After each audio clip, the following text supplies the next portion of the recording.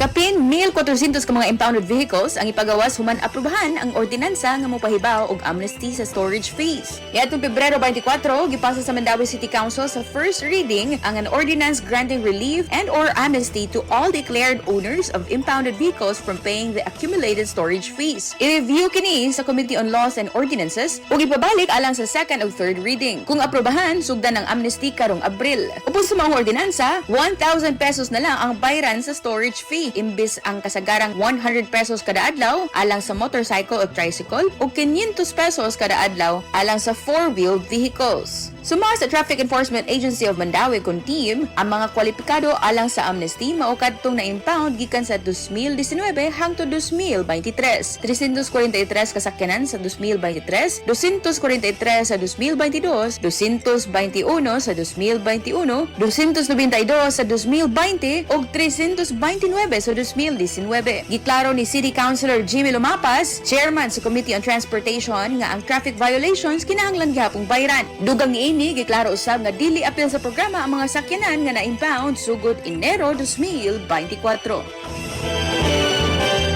Alang sa ayang pambalita sa buntag, kini si Idol Aiko. Di ka pugnan sa paghatod sa naguna ug labas ka mga balita. Tatak RMN, tatak ayang pambalita.